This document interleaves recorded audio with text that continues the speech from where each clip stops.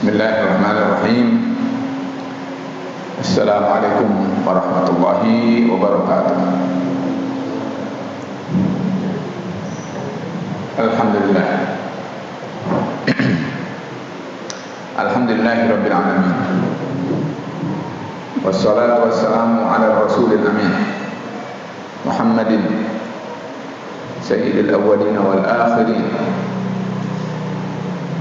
Wa ala alihi wa sahbihi ajma'in. Wa ba'd. Jamaah salat tarawih yang dirahmati Allah Subhanahu wa ta'ala, di malam ke-26 Ramadan 1445 Hijriah ini, kembali saya ingin menyampaikan perkara yang bisa menurunkan, mengundang rahmat Allah Subhanahu wa ta'ala untuk kita sekalian. Kali ini saya akan sampaikan bahwa di antara pintu itu adalah iqamatus shalah, atau dikenal dengan menegakkan salat. Jamaah sekalian, boleh perhatikan firman Allah berikut. A'udzu billahi minasyaitonir rajim. Wal mu'minuna wal mu'minatu ba'duhum awliya'u ba'd. Ya'muruna bil ma'rufi wa yanhauna 'anil munkari wa yuqimuna as-salata wa yu'tuna az-zakata wa yuti'una Allah wa rasulahu. Allah sebutkan mukmin laki-laki, mukmin perempuan. Lalu Allah sebutkan karakter orang yang beriman itu, di mana satu sama lain saling menjadi penolong, beramal ma'ruf, bernahi mungkar, menegakkan sholat, menunaikan zakat. Lalu Allah berfirman, dan mereka itu taat kepada Allah dan Rasulnya. Setelah itu, jamaah sekalian, Allah berfirman, ulaika, mereka itu, mereka yang tadi disebutkan itu, saling menjadi penolong, amar ma'ruf, nahi mungkar, sholat, zakat, taat pada Allah, taat pada Rasul. Orang yang mengerjakan semua itu, Allah berfirman, ulaika sayarhamuhumullah. Bukan waktu yang lama, nanti besok lama gitu. Dalam waktu dekat, saat, sebentar lagi, tidak lama, Allah akan beri mereka rahmat. Innallaha azizun hakim. Sesungguhnya Allah maha perkasa dan maha bijaksana. Satu lagi, surat An-Nur ayat 56. Allah berfirman, wa aqimus salata wa atuz zakata wa ati'ur rasulah. 3. Tegakkan oleh kalian salat, tunaikan oleh kalian zakat, taati Muhammad Rasulullah. Allah berfirman menutup ayat ini, la'allakum turhamun. Mudah-mudahan kalian, agar kalian dirahmati Allah Subhanahu wa ta'ala. Jadi jamaah sekalian, pastikan, masukkan ke dalam lubuk hati kita yang paling dalam bahwa siapa di antara kita yang ingin memperoleh rahmat Allah, kasih sayang Allah Subhanahu wa ta'ala, maka tegakkan salat. Para sekalian, menegakkan salat itu supaya mudah dari dua sisi. Sisi yang pertama adalah sisi namanya saya sebut dengan qiyaman. Qiyaman itu berasal dari qama yaqumu qiyam, berarti dari menegakkan, dari mewujudkan, dari mengadakan, dari mengeksiskan. Eksisnya sholat itu ada dua macam. Yang pertama adalah yang disebut dengan mafruḍah atau maktubah, atau ana sebut muqtasidah.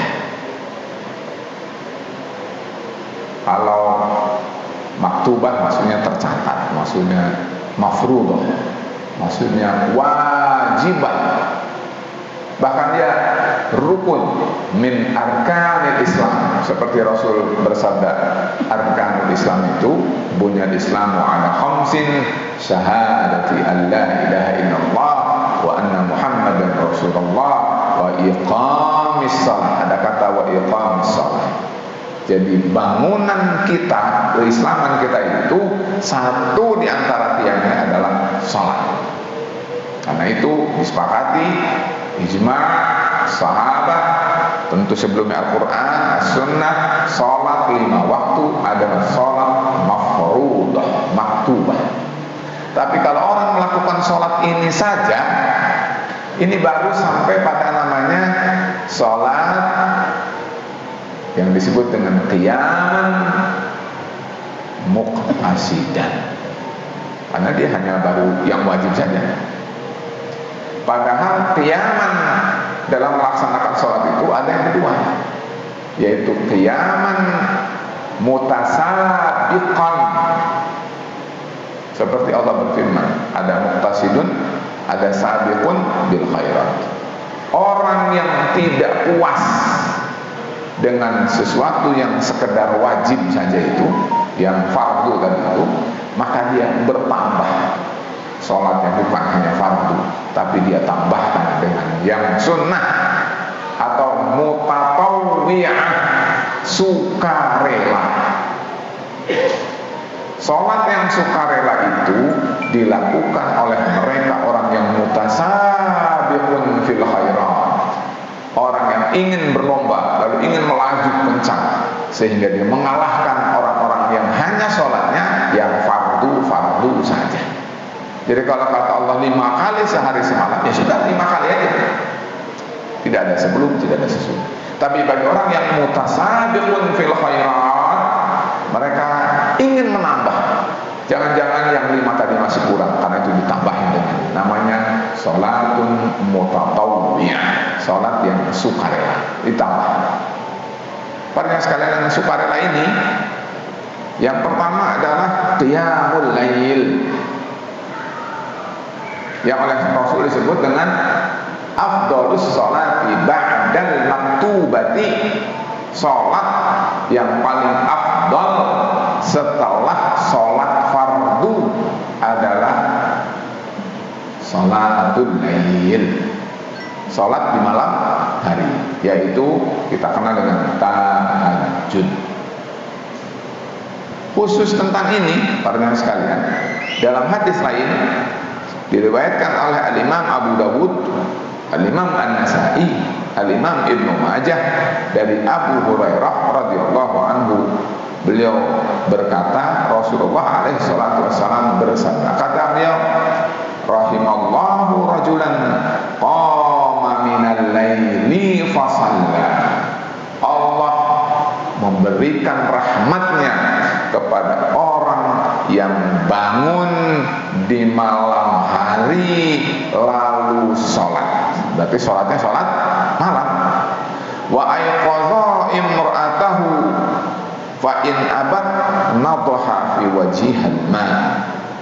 Kata beliau salam orang itu bukan saja dirinya, tapi dia bangunkan istrinya, sampai dia cipratkan tuh ke mukanya istrinya itu supaya dia bangun. Kalau istri itu adalah enggan untuk bangun. Sebaliknya kata Rasul, rahimallahu imra'atan qamat minal laili fa shallat wa ayqadat zawjaha fa in aba nadhat fi wajhihil ma. Sama, kalau tadi laki-laki, sekarang perempuan. Perempuan bangun malam, lalu sholat, dan dia ciprakan pada suaminya yang sedang lelap tertidur itu, kalau dia dibangunkan susah. Jadi hewan sekalian, bukan sekedar qiyamul lail, tetapi tadi qiyamul lail itu adalah yang mengundang rahmat itu adalah dia bangun malam, bahkan membangunkan pasangannya, suaminya dan atau istrinya. Lanjut. Berikutnya adalah yang mengundang rahmat Allah dari sholat yang tadi Anda sebut mutasabiqah itu adalah sholat yang diriwayatkan oleh Imam Muslim dari Abu Hurairah juga. Kata beliau sallallahu alaihi wasallam bersabda, la yazalul abdu fi sholatin ma kana fi musallahu yantaziru sholata wa taqulul malaikatu Allahumma ighfir lahu Allahumma arhamhu hatta yansarifa au yuhdisa. Kata Rasul, seorang manusia dia masih dinilai oleh Allah, dihitung oleh Allah, argonya itu jalan adalah dihitung sebagai sholat. Seolah dia sholat, padahal dia duduk. Kenapa duduk di situ? Dia menunggu sholat, imamnya belum hadir. Dia datang ke masjid, sholat tahiyatul masjid atau qobliyah sholat fardu itu. Setelah sunnah ditunaikan, ada waktu dia ngejentul, duduk di situ. Ini belum dihitung ibadah lain. Kalau saya mengajarkan pada anak santri, antara azan dan qomat itu lakukan S2 D2 M. Kalau bukan santri, S2 D2 T. Salat, salawat, doa, zikir, tilawatul Quran. Silahkan, mau lima-limanya boleh, mau salah satu di antaranya boleh. Nah, kalau orang itu menambah ibadah dengan satu dari lima itu, wah tentu adalah lebih lagi. Ini sholat, duduk, sudah duduk saja, nunggu imam hadir. Oleh Allah Subhanahu Wa Taala dihabarkan kepada kita bahwa ada malaikat khusus untuk mendoakan orang itu. Doanya bagaimana? Begini doanya. Kata malaikat nih, diriwayatkan oleh Rasul sallallahu alaihi wasallam, hadis yang sahih riwayat Imam Muslim tadi. Kata dia, Allahumma ighfir lahu, ya Allah, ampuni orang ini. Warhamhu, ya Allah, sayangi orang ini. Terus begitu sampai orang itu bangun, pergi dari mesinnya, bangun dari tempat duduknya, selesai doa itu. Selama dia duduk begitu, malaikat mendoakan, Allahumma ighfir lahu, Allahumma arhamhu, ya Allah, ampuni orang itu, saya kasih sayang orang. Jadi kita ini sekarang ya, kan menunggu sholat nih, betul tidak? Yakin insya Allah Ta'ala sesuai dengan berita Rasul, malaikat mendoakan kita. Mudah-mudahan kita semua dirahmati Allah Subhanahu Wa Ta'ala. Berikutnya adalah orang sekalian, sholat 4 rakaat sebelum asar. Sholat 4 rakaat sebelum sholat asar. Ada riwayat diriwayatkan oleh Imam Abu Dawud, Imam At-Tirmidzi dari Abdullah bin Umar radhiyallahu anhu atau anhuma qala Rasulullah sallallahu alaihi wasallam. Rasul bersabda, kata beliau, rahimallahu ra'an shalla qabla al-asri arba'an. Semoga Allah melimpahkan rahmatnya kepada seseorang yang melakukan sholat 4 rakaat sebelum sholat asar. Ya. Jadi ini adalah hadisnya, semuanya adalah dihasankan oleh Syekh Nasiruddin Al-Albani.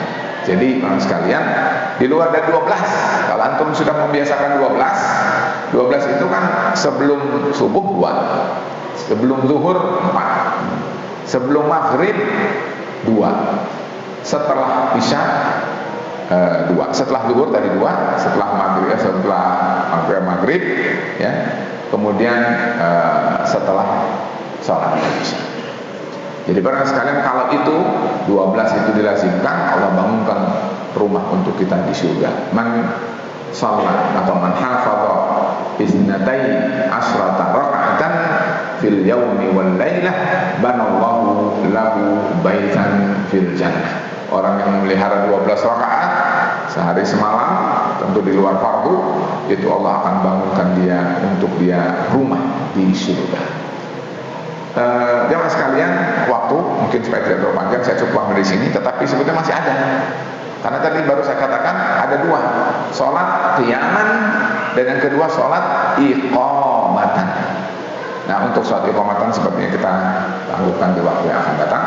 Sekian dulu, mudah-mudahan bermanfaat. Jadi barang sekalian, biasakan kita menghidupkan sedapat mungkin dan bertahap untuk melakukan sholat yang fardu. Itu adalah kalau kita ingin pas-pasan, muqtasidun, atau yang kedua mutasabiqun, yaitu dengan sukarela mengerjakan sholat-sholat sunnah yang tadi, khusus sholat yang mengundang rahmat Allah secara tekstual, itu adalah sunnah. Yang lain ada, tentu ada lagi, tapi ini yang tekstual, secara teksnya, secara lafznya, Rasul mengatakan rahimallahu imra'an, rahimallahu imra'an. Tadi itu adalah sholat-sholat yang tadi sudah saya sebutkan. Mudah-mudahan Allah memberikan kemudahan untuk bisa menghidupkannya. Saya cukupkan sampai di sini. Wabillahi taufiq wal hidayah. Wassalamualaikum warahmatullahi wabarakatuh.